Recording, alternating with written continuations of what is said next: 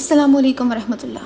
ہمیں پتہ ہے کہ رسول اللہ صلی اللہ علیہ وسلم کی ملٹیپل شادیاں تھیں اور ہر شادی کے پیچھے ایک ڈیوائن وزڈم تھی، ایک نہیں بلکہ بہت ساری حکمتیں تھیں۔ ہم ام المومنین خدیجہ رضی اللہ عنہا پر ویڈیو بنا چکے ہیں اور آج ہم ایک اور ام المومنین کو جاننے کی کوشش کریں گے، جویریہ بنت الحارث رضی اللہ عنہا۔ رسول اللہ صلی اللہ علیہ وسلم کے وقت میں یہ پریکٹس بڑی کامن تھی کہ دو قبیلوں کے درمیان اگر لڑائی ہے تو اس لڑائی کو صلح میں تبدیل کرنے کے لیے ایک طریقہ یہ تھا کہ ایک قبیلے کا سردار دوسرے قبیلے کی کسی رتبے والی معزز خاتون سے شادی کر لیتا تھا۔ یہ معاملہ عربوں میں بہت زیادہ ملتا ہے کہ جب دو قبیلوں میں دشمنی ہوتی تو اس طرح سے دشمنی کو ختم کیا جاتا۔ ہمیں رسول اللہ صلی اللہ علیہ وسلم کی زندگی میں ایسی 3 شادیاں ملتی ہیں، 3 ام المومنین ایسی ہیں جو دشمن قبیلے سے تھیں۔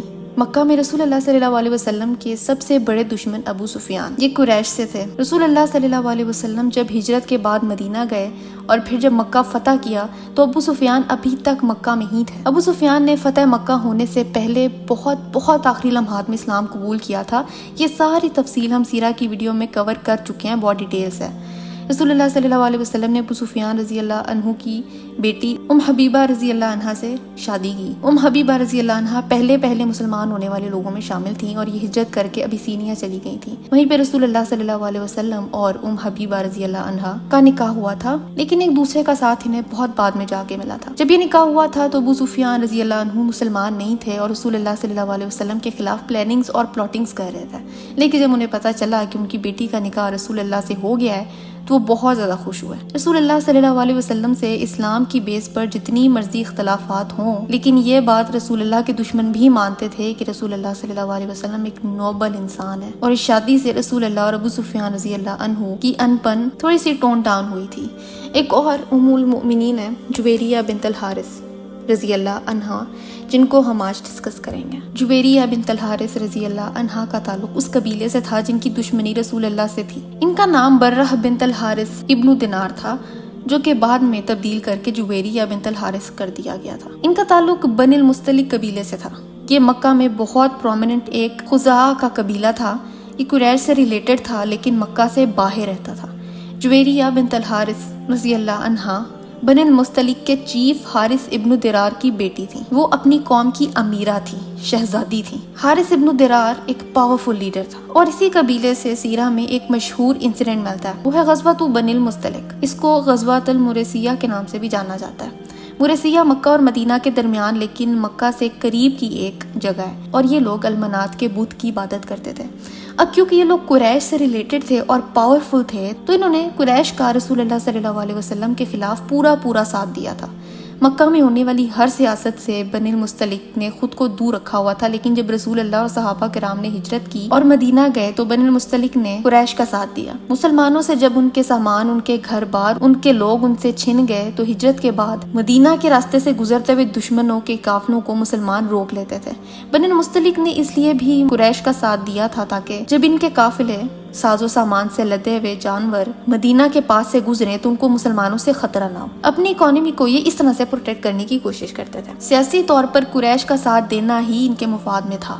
جب غزوہ احد ہوئی تو بنی المستلق نے قریش کو سپورٹ کیا تھا۔ انہوں نے اپنی آرمی بھیجی تھی تاکہ مسلمان سے جنگ میں قریش کا ساتھ دیں۔ غزوہ احد کے بعد بنی المستلق نے ڈیسائیڈ کیا کہ مسلمانوں پر اچانک سے حملہ کریں گے، سرپرائز اٹیک۔ ان کو قریش نے اکسایا اور کہا کہ مسلمانوں کو تو بنی المستلق سے حملے کی دور تک کوئی امید ہی نہیں ہوگی، تو تم وہاں پر اٹیک کرو، کیونکہ مسلمانوں کی ڈائریکٹلی تو بنی مستلق سے کوئی دشمنی تھی ہی نہیں۔ قریش نے اکسایا کہ تم ان پر حملہ کرو، وہ نہ اس وقت تیار ہے نہ ایکسپیکٹ کر رہے ہیں، تمہیں اس جنگ سے بہت زیادہ فائدہ ہوگا، ان کا سامان ملے گا اور مدینہ میں مسلمانوں کو تم اپنا غلام بنا سکتے ہو۔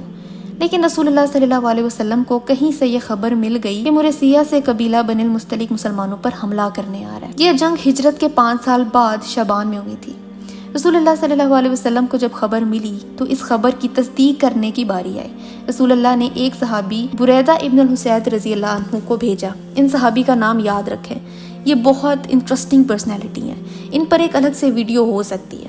بریدہ رضی اللہ عنہ ایک بدوین شخص تھے جو کہ رسول اللہ صلی اللہ علیہ وسلم کو ہجرت کے دوران ملے تھے۔ رسول اللہ جب ہجرت کر کے مدینہ جا رہے تھے تو راستے میں انہیں یہ ملے جو کہ اپنے جانوروں اور کچھ لوگوں کے ساتھ خیموں میں کسی ویرانی میں رہ رہے تھے۔ یہ مکہ اور مدینہ سے دور بہت سخت بڑی ہارش کنڈیشنز میں بڑے ویران علاقے میں رہ رہے تھے۔ رسول اللہ صلی اللہ علیہ وسلم اس وقت جب وہ اپنی جان بچا کے مکہ سے نکلے تھے تب بھی وہ اللہ کے دین کی دعوت کر رہے تھے۔ اس سفر کے دوران جب رسول اللہ صلی اللہ علیہ وسلم کا آمنا سامنا بریدہ رضی اللہ عنہ سے ہوا تو رسول اللہ نے پوچھا کہ کیا تم نے اسلام کے بارے میں سنا ہے؟ بریدہ رضی اللہ عنہ جو مکہ سے اتنی دور رہتے تھے انہوں نے کبھی اسلام کا نام بھی نہیں سنا تھا، انہیں علم ہی نہیں تھا کہ مکہ میں کیا ہو رہا ہے، تو انہوں نے جواب دیا کہ نہیں، میں نے نہیں سنا، اسلام کیا ہے؟ رسول اللہ صلی اللہ علیہ وسلم نے اسلام کے بارے میں بتایا۔ سب کچھ سننے کے بعد بریدہ رضی اللہ عنہ کو سب کچھ بہت لاجیکل لگا۔ انہوں نے اپنے خیموں سے 30 سے 70 لوگوں کو بلایا، ان سب نے اکٹھے اسلام قبول کیا۔ رسول اللہ صلی اللہ علیہ وسلم کے ساتھ عشاء کی نماز پڑھی اور ان کے ساتھ ہی ہجرت کر کے مدینہ کا سفر شروع کر دیا۔ رسول اللہ صلی اللہ علیہ وسلم نے بریدہ رضی اللہ عنہ کو بلایا اور فرمایا کہ میں چاہتا ہوں کہ تم بنو مستلق جاؤ اور پریٹینڈ کرو کہ تم بدوین ہو اور بنو مستلق کو مسلمانوں پر اٹیک میں جوائن کرنا چاہتے ہو، اور اس طرح سے کنفرم کر کے آؤ کہ کیا واقعی کوئی جنگ کی تیاری ہو رہی ہے یا نہیں۔ بریدہ رضی اللہ عنہ کو مکہ میں اور بنو مستلق میں کوئی نہیں جانتا تھا، وہ تو ویرانے میں زندگی گزار رہے تھے، تو اس کام کے لیے یہ پرفیکٹ فٹ تھا۔ تو بریدہ رضی اللہ عنہ نے ایسا ہی کیا، وہ بنی المستلق گئے اور ان کے چیف الحارث سے ملے اور کہا کہ میں نے سنا ہے کہ تم لوگ مسلمانوں پر حملہ کرنے لگے ہو، میرے پاس جنگوں کا ایکسپیرینس ہے اور سکلز بھی ہیں، میں تمہیں جوائن کرنا چاہتا ہوں تاکہ مجھے مال غنیمت ملے۔ الحارث ابن الدرار نے کہا کہ ہاں، ہم فلانے وقت میں حملہ کریں گے، تم ہماری آرمی جوائن کر لینا اور جو بھی مال ملے گا اس میں سے اپنا حصہ لے لینا۔ اب یہ بات کنفرم ہوگی کہ واقعی جنگ ہونی ہے۔ ساری خبر لے کے بریدہ رضی اللہ عنہ واپس مدینہ گئے اور رسول اللہ صلی اللہ علیہ وسلم کو کنفرم کر دیا کہ واقعی وہ لوگ ہم پہ حملہ کریں گے۔ رسول اللہ صلی اللہ علیہ وسلم کا منصف ہونا دیکھیے، رسول اللہ نے صرف ایک افواہ کی بیس پر بنو مستلق پر حملہ نہیں کیا بلکہ کنفرم کیا کہ واقعی خبر سچ ہے۔ کنفرمیشن ہو جانے کے بعد رسول اللہ نے فیصلہ کیا کہ اس سے پہلے کہ وہ مسلمانوں پر حملہ کر دیں، مسلمان ان کو روکنے کے لیے ان پر اٹیک کریں گے۔ بہت سے واقعات ایسے ہوئے ہیں جو سیرہ کے انڈر ریٹڈ واقعات ہیں۔ رسول اللہ صلی اللہ علیہ وسلم نے زید بن الحارثہ رضی اللہ عنہ کو اپنی غیر موجودگی میں مدینہ کا انچارج بنایا۔ عائشہ رضی اللہ عنہ کہتی ہیں کہ ایسا کبھی نہیں ہوا کہ رسول اللہ صلی اللہ علیہ وسلم نے زید بن حارثہ رضی اللہ عنہ کو مدینہ کا انچارج بنائے بغیر کبھی آرمی کے ساتھ مدینہ سے باہر کا سفر کیا ہو۔ یہ والی جنگ احد اور بدر سے مختلف تھی کیونکہ اس بار رسول اللہ صلی اللہ علیہ وسلم خود آرمی کے ساتھ مدینہ چھوڑ کے باہر جا رہے تھے۔ رسول اللہ نے ابو بکر رضی اللہ عنہ کو آرمی میں مہاجرین کا بینر تھمایا اور سعد ابن عبادہ رضی اللہ عنہ نے انصار کا بینر تھاما ہوا تھا۔ ان کے علاوہ کچھ اور بھی لوگ تھے جو رسول اللہ صلی اللہ علیہ وسلم کے ساتھ اس جنگ میں جانے کے لیے بے چین تھے، بہت ایکسائٹڈ تھے۔ وہ لوگ کون تھے؟ منافقین۔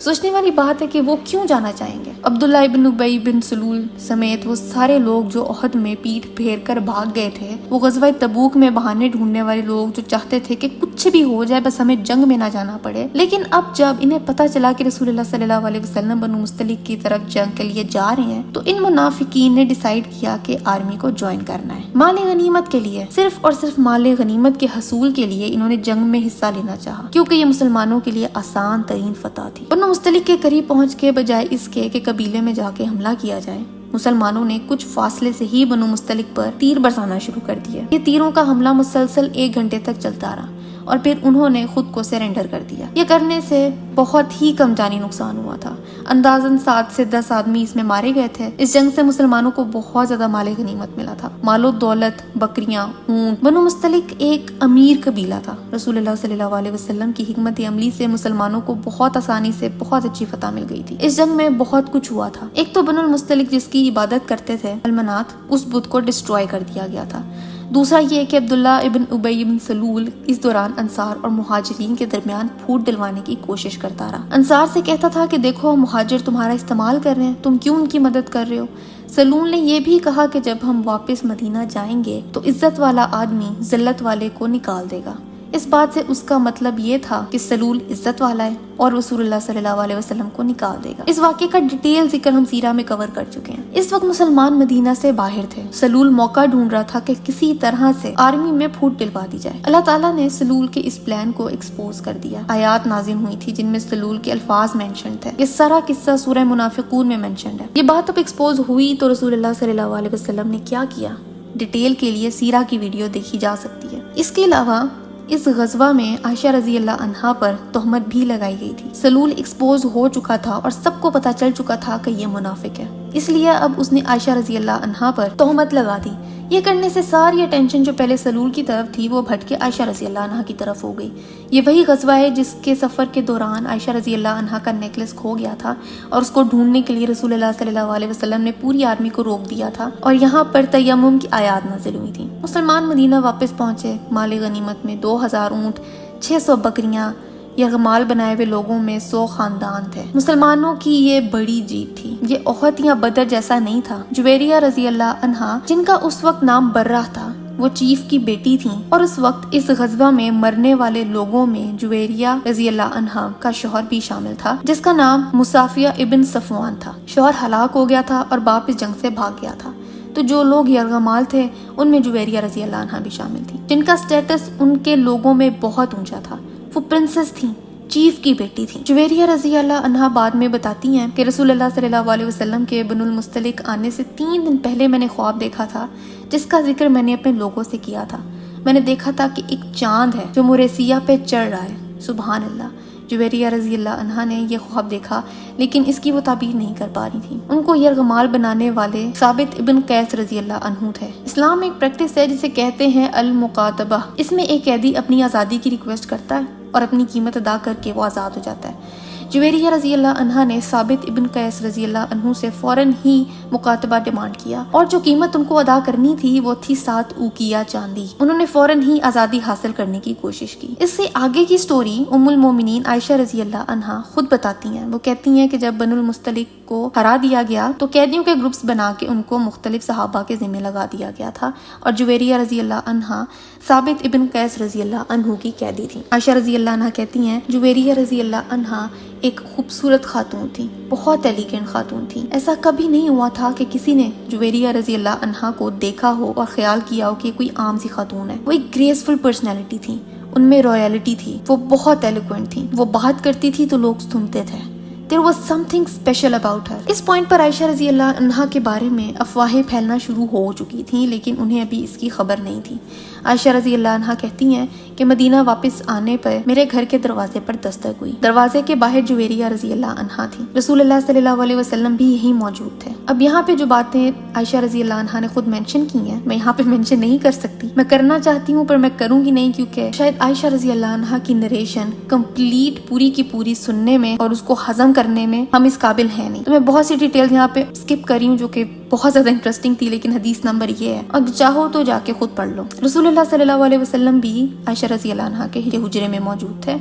جویریہ رضی اللہ عنہا نے رسول اللہ صلی اللہ علیہ وسلم کو مخاطب کیا اور کہا، کیا رسول اللہ، میں جویریہ بنت الحارث ہوں، حارث ابن درار کی بیٹی، جو کہ بنو مستلق کے لیڈر ہیں۔ یہ جو بھی ہوا ہے اس کے بعد میں ثابت ابن القیس کے حوالے کر دی گئی ہوں۔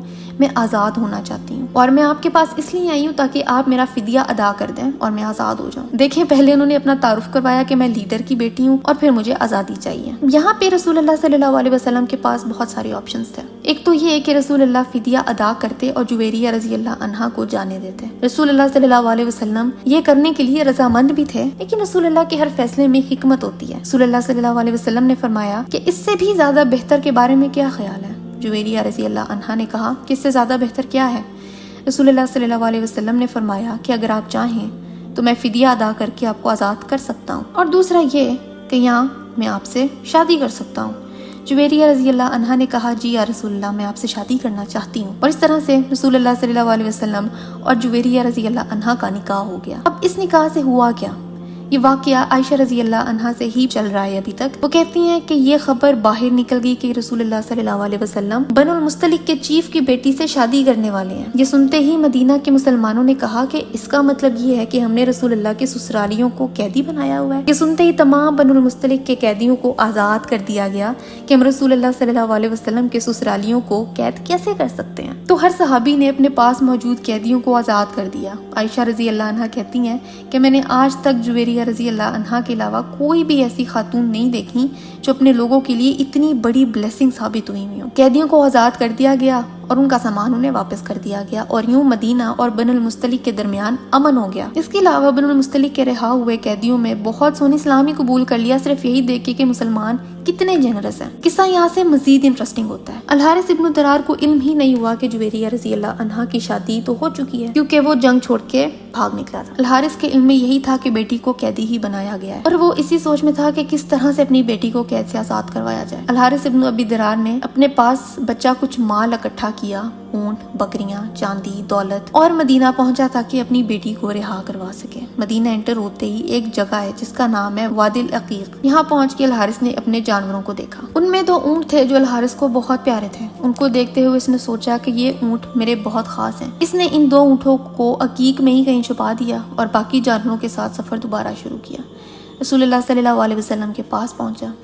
اس کو علم نہیں تھا کہ رسول اللہ نے جویریہ رضی اللہ عنہا سے شادی کر لی ہے۔ اس نے کہا کہ وہ محمد صلی اللہ علیہ وسلم، آپ نے میری بیٹی کو قید کر لیا ہے، میں اس کو آزاد کروانے کے لیے فدیہ لایا ہوں۔ یہ ساری مال و دولت، یہ سب جانور، یہ سب دیکھ کر رسول اللہ صلی اللہ علیہ وسلم مسکرائے اور فرمایا کہ وہ 2 اونٹ کہاں ہیں جو تم نے عقیق میں چھپائے ہیں؟ رسول اللہ نے وہ ایگزیکٹ لوکیشن بتائی کہ اونٹ کس جگہ ایگزیکٹ چھپائے گئے ہیں۔ یہ سنتے ہی الحارث نے کہا اشہد ان لا الہ الا اللہ و اشہد ان محمد عبدہ و رسولہ، فوراً ہی شہادت لے لی، کیونکہ اس کے علاوہ اور کیا ثبوت چاہیے تھا رسول اللہ صلی اللہ علیہ وسلم کے سچے نبی ہونے کا۔ الحارث رضی اللہ عنہ نے کہا کہ جو میں نے جانوروں کے ساتھ کیا اس کا علم اللہ کے علاوہ کسی اور کو نہیں تھا، میں گواہی دیتا ہوں کہ اللہ ہی ایک رب ہے اور آپ اللہ کے رسول ہیں۔ پھر حارث رضی اللہ عنہ کو بتایا گیا کہ آپ کی بیٹی کی شادی رسول اللہ صلی اللہ علیہ وسلم سے ہو گئی ہے، اور اس خبر سے وہ بہت زیادہ خوش ہوئے۔ ان کے ساتھ ان کے 2 بیٹوں نے بھی اسلام قبول کیا، سبحان اللہ۔ یہاں جویریہ رضی اللہ عنہا اور رسول اللہ صلی اللہ علیہ وسلم کی شادی ہوئی، سب کو آزاد کر دیا گیا، سب نے اسلام قبول کر لیا، اور اب یہ دشمن مسلمانوں کے ساتھ قریش اور مکہ کے لوگوں کے خلاف کھڑے ہو گئے تھے۔ بلکہ جویریہ رضی اللہ عنہا کے ایک بھائی عمر ابن الحارث رضی اللہ عنہ بعد میں محدث بھی بنے، ان سے بھی ہمیں بہت سی حدیث ملتی ہیں۔ اس طرح سے یہ مبارک شادی ہوئی تھی۔ جیسے ہم نے ڈسکس کیا ہے کہ ان کا اصلی نام برہ تھا۔ برہ نام کا مطلب ہے گناہوں سے پاک۔ یہ نام رسول اللہ صلی اللہ علیہ وسلم نے خود تبدیل کروایا تھا۔ اس وقت یہ نام بہت کامن تھا، لیکن رسول اللہ صلی اللہ علیہ وسلم کو محسوس ہوا کہ یہ نام جس کا مطلب ہے گناہوں سے پاک، یہ نام کسی انسان کی تعریف کی بہت ایگزیجریٹڈ فارم ہے، اس لیے اس کو تبدیل کروا کے جویریہ رکھ دیا گیا۔ اسی طرح سے رسول اللہ صلی اللہ علیہ وسلم نے ام سلمہ رضی اللہ عنہا، زینب رضی اللہ عنہا، میمونہ رضی اللہ عنہا کا نام بھی رسول اللہ نے خود تبدیل کروایا تھا۔ جویریہ رضی اللہ عنہا اپنی عبادت کی وجہ سے بھی جانی جاتی ہیں۔ انہیں روزے رکھنے بہت پسند ہے۔ ان سے ملنے والی ہر روایت ان کی عبادت سے ریلیٹڈ ہے۔ وہ فیمس حدیث جس میں صرف جمعے کے دن روزہ رکھنے سے منع کیا گیا ہے، وہ ہمیں جویریہ رضی اللہ عنہا سے ہی ملتی ہے۔ حدیث میں ہے کہ کوئی بھی صرف جمعے کا روزہ نہیں رکھ سکتا، یا تو جمعے کے ساتھ ہفتے کا روزہ رکھنا ہوگا یا جمعے کے ساتھ جمعرات کا روزہ رکھنا ہوگا، لیکن اگر جمعے کے دن یوم عرفہ ہے تو اس میں روزہ رکھ سکتے ہیں، یا اگر کوئی ایک دن چھوڑ کے ایک دن روزہ رکھنے کا عادی ہے اور پھر روزہ صرف جمعے کے دن آ رہا ہے تو وہ بھی رکھنا جائز ہے۔ اس کے علاوہ جویریہ رضی اللہ عنہا کو چیزیں جمع کرنے کا بالکل شوق نہیں تھا۔ وہ اپنے گھر میں کچھ نہیں رکھتی تھیں، کوئی بھی چیز یا کھانا اگر ان کے گھر آتا تھا تو وہ فوراً ہی چیریٹی میں نکال دیتی تھی، کسی غریب کو کھلا دیتی تھی۔ جویریہ رضی اللہ عنہا اور کس عبادت کی وجہ سے مشہور ہے؟ اذکار کی وجہ سے۔ جس طرح سے وہ اللہ تعالیٰ کا ذکر کرتی تھی اور یاد کرتی تھی، وہ پورا دن اللہ کا ذکر کرتی تھی۔ رسول اللہ صلی اللہ علیہ وسلم اور جویریہ رضی اللہ عنہا کے درمیان ہونے والی گفتگو اذکار اور ذکر کے گرد رہتی تھی۔ اذکار میں سے ایک مشہور ذکر ہے جس کا ڈیٹیلڈ ذکر ہم سیرہ کی سیریز میں کر چکے ہیں۔ یہ ذکر ہمارے لیے جویریہ رضی اللہ عنہا کی طرف سے ایک بہت بڑا گفٹ ہے۔ یہ گفٹ رسول اللہ صلی اللہ علیہ وسلم نے جویریہ رضی اللہ عنہا کو دیا تھا اور اب وہ ہمارے پاس ہے۔ ابن عباس رضی اللہ عنہ سے یہ نریشن ملتی ہے کہ ایک دن رسول اللہ صلی اللہ علیہ وسلم صبح فجر کے لیے جویریہ رضی اللہ عنہا کے گھر سے نکلے تو جویریہ رضی اللہ عنہا اس وقت عبادت میں مصروف تھیں۔ انہوں نے فجر پڑھی اور پھر سے عبادت میں مصروف ہو گئیں۔ کچھ گھنٹے گزرنے کے بعد جب رسول اللہ صلی اللہ علیہ وسلم واپس تشریف لائے تو جویریہ رضی اللہ عنہا ابھی تک اذکار میں ذکر کرنے میں مصروف تھیں۔ رسول اللہ صلی اللہ علیہ وسلم نے جب یہ دیکھا تو پوچھا کہ کیا آپ اس وقت سے اسی جگہ موجود ہیں؟ جویریہ رضی اللہ عنہا نے کہا کہ جی، میں سارا وقت اللہ کو یاد کرتی رہی۔ رسول اللہ صلی اللہ علیہ وسلم نے فرمایا کہ میں آپ کو ایسے کلمات بتاؤں گا جو 3 دفعہ پڑھنے سے اس عبادت کے مقابلے میں زیادہ وزنی ہوں گے جو اب تک آپ نے کی ہے۔ وہ الفاظ کیا ہیں؟ سبحان اللہ و بحمدہ عدد خلقہ و رضا نفسہ و زینت عرشہ و مداد کلماتہ۔ چاہے تو ویڈیو کو یہاں روک کے ان الفاظ کو 3 دفعہ پڑھ لیں، نیکیوں میں اضافہ ہوگا۔ اس ذکر کا مطلب کیا ہے؟ یہ بڑا خوبصورت ذکر ہے، سبحان اللہ و بحمدہ، اللہ کی پاکیزگی اور اس کی حمد، عدد خلقہ، اتنی بار جتنی اس کی مخلوق ہے۔ اللہ کی بنائی ہوئی کتنی مخلوق ہے، اللہ نے کیا کچھ تخلیق نہیں کیا، ہم سے پہلے کتنی تھیں، ہمارے بعد کتنی آئیں گی، جو ویزیبل ہیں جو ویزیبل نہیں ہیں، کتنی تعداد ہوگی، کون گن سکتا ہے۔ ورضا نفسہ، اتنی بار کہ جتنی اس کی رضا ہے، جتنی رضامندی اللہ کی ہو اتنا ذکر۔ بھلا اللہ کے ذکر کی بھی کوئی لمٹ ہو سکتی ہے؟ وزینت عرشہ، اتنی بار کہ جتنا اس کا عرش بھاری ہے، اللہ کے عرش کا، اس کے تھرون کا کیا وزن ہوگا، سبحان اللہ۔ ومداد کلماتہ، اور اتنی بار جتنی سیاہی اس حمد کو لکھنے کے لیے، ریکارڈ کرنے کے لیے لگتی ہے، سبحان اللہ۔ کوئی اندازہ کیا جا سکتا ہے کہ یہ ذکر کتنا پاورفل ہے؟ اللہ کے عرش کے وزن کا ذکر ہے تو میں ایک ڈیٹیل ویڈیو اس ٹاپک پر بنا سکتی ہوں کہ اللہ تعالیٰ کے عرش کا کتنا بڑا ہے اور اس کا وزن اور سائز کتنا ہے۔ اگر آپ وہ دیکھنا چاہتے ہیں، انٹرسٹڈ ہیں، تو کامنٹس میں لکھیے، بہت انٹرسٹنگ ویڈیو بنے گی۔ اگر دیکھنا چاہتے ہیں تو مجھے کامنٹس میں بتائیں تاکہ میں اس ڈیٹیلڈ ویڈیو کو بنانا شروع کروں۔ خیر، یہ ذکر جو بھی کرتا ہے اس کا اجر جویریہ رضی اللہ عنہا کو بھی ملتا ہے۔ جویریہ رضی اللہ عنہا کی زندگی رسول اللہ صلی اللہ علیہ وسلم کے بعد اور ان کے ساتھ کسی بھی قسم کے فتنے، کسی بھی کانفلکٹ سے پاک تھی۔ وہ کسی بھی فتنے کا حصہ نہیں تھی، جبکہ انہوں نے اپنی زندگی میں ہی سارے بڑے فتنے دیکھے تھے۔ وہ عثمان رضی اللہ عنہ کے قتل کے وقت حیات تھی، انہوں نے خوارج کے فتنوں کو بھی دیکھا، انہوں نے علی رضی اللہ عنہ کے قتل کو بھی دیکھا۔ وہ ان فتنوں میں سے کسی فتنے کا حصہ نہیں تھی، نہ وہ شامل تھی۔ جویریہ رضی اللہ عنہ کا انتقال ہجرت کے 56 سال بعد ہوا۔ یہ تھی جویریہ رضی اللہ عنہا کی اللہ کے ذکر سے بھرپور زندگی، ہماری ماں ام المومنین، رسول اللہ صلی اللہ علیہ وسلم کی اس دنیا میں اور جنت میں بیوی۔ صحابیات سیریز کی ایک اور ویڈیو کے ساتھ پھر حاضر ہوں گے۔ السلام علیکم ورحمۃ اللہ۔